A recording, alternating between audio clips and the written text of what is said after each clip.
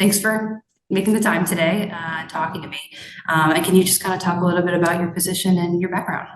Sure. So I've been working in central Pennsylvania all my life. I went to school at Penn State University. I was there for undergraduate and graduate school while working at ABC27. So I've been forecasting here in this area for 15 years exclusively. And, I've been through some pretty, intense winters, whether it's '09 to 2010, which that winter's been brought up at times leading into this year as a comparison, or even the blizzard of 2016, one of the highlights of my career where most of the region got about 2 to 3 feet of snow. So while we have some winter weather lining up, we've been in a snow drought, the longest in recorded history here in the mid-state. I also believe Millersville University just recorded their longest snow drought. So it's been a while. And for folks that are not necessarily used to snow here in the mid-state, this is really our first widespread opportunity to see accumulating snow, plowable snow moving through.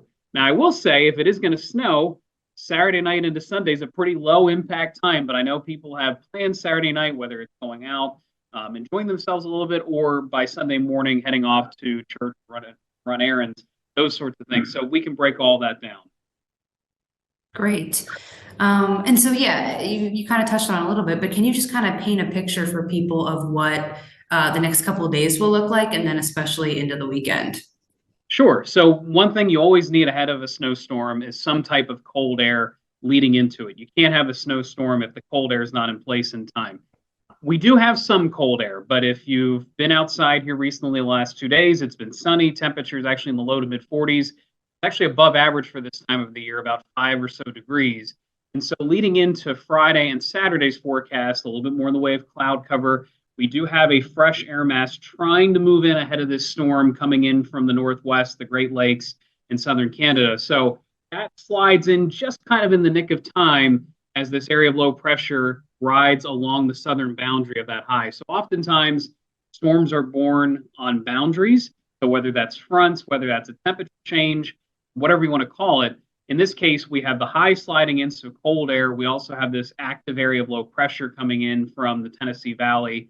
That's really what's driving this storm. Now, it is not your traditional big nor'easter type of storm. I want to make that clear. This storm is more of a quick hitting storm, right place, right time.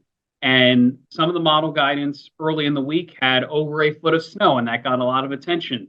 We knew here at ABC27, just recognizing the pattern and recognizing what we experience in terms of storms here locally, this wasn't going to be that type of storm. We do expect accumulating snow. But what we are mostly concerned about, especially for York and Lancaster counties, more on the coastal plain of the mid-state, there will likely be some mixing over to sleet and rain. I do think everyone gets snow to start out for a few hours in this storm, but I do think staying all snow. So not quite cold enough to stay all snow through the storm, and instead mixing over to those periods of sleet and rain, which Lancaster County gets a lot of these types of storms. You don't think of Lancaster as a coastal area, but it is close enough to the coastal plain, close enough to the Chesapeake Bay that unfortunately warm air kind of ruins these all snowstorms coming up from the south. Great. And do you know yet, like what parts of the county might get the worst of it, or what days will get the worst of it? And what does that mean, the worst? Like, will that be, how many inches will that be roughly? So we haven't put out a snow total map yet. That'll likely be tomorrow evening. I can give you a rough range of what I'm thinking based on the guidance and what our team is thinking. I do think a general 2 to 5 inches of snow across the region is likely. So not the biggest storm we've seen, obviously, in the last few years. But again, this is the first widespread chance of accumulating snow for the season.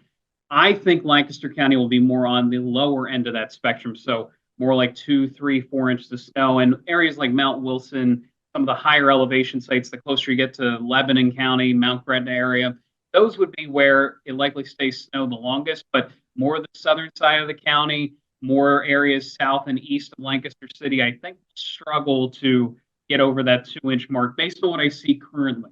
Now, again, everyone sees that period of snow. It's likely anytime after 2 o'clock in the afternoon on Saturday. So that's kind of a rough timeline right now, but Saturday evening through Saturday night will likely be the worst travel conditions, whether it be wet snow and sleet and rain. By Sunday morning, we start to see things taper off. And so that's better news. I've been getting questions about the Hershey Bears game. It's a big one this Sunday for the teddy bear toss. So I know there's activities going on. There still could be scattered rain and snow showers, but the bulk of the accumulation should be Saturday night. Great. And then can you just kind of put this in context for people of how common a storm like this is in this area and, in the context of like other winters? Yeah. Sure. So generally speaking, this area gets about 2 to 3 feet of snow for the entire season. It's a little bit less moving farther south and east over Lancaster County into parts of Chester County and the Philadelphia area.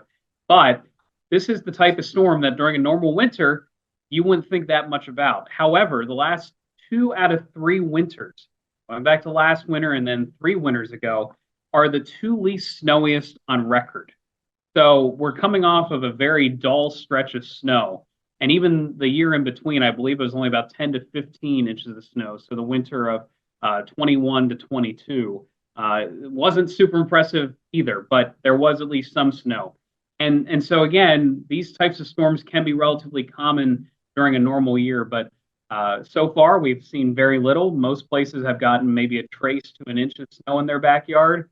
So December was totally quiet. This is the coldest time of the year coming up. If it's going to snow, it better be now. Yeah, absolutely. Okay, well, is there anything else you'd like people to know kind of going into the weekend and with the weather? Yeah, so the biggest thing is as we get closer to the storm, there will be more details that become more evident. Don't be surprised to see changes in the forecast. At this point, I really can't see much more in the way of snow falling from this storm. Again, given how quick it's moving in and how quick it's moving out, given the lack of a truly cold air mass established ahead of it, this just screams to us a storm that starts as snow and turns over to sleet and rain. And again, in terms of impact, which everyone wants to know how this storm can impact you, this is not during the work week. This would be a much bigger deal if this was, say, a Monday night into Tuesday or, pick a work day. But this is certainly our first taste of things. And I do want to mention that moving into next week, there are at least 2 more storm chances. So by the middle of next week and then by the end of next week. So this is not the be all end all. This isn't the last storm of the season. We could see additional chances for wintry precipitation. Great. Well, thank you, Dan. I really appreciate you taking the time again. Thank you for talking to me. Sure. Appreciate it, Olivia, and thanks for having me.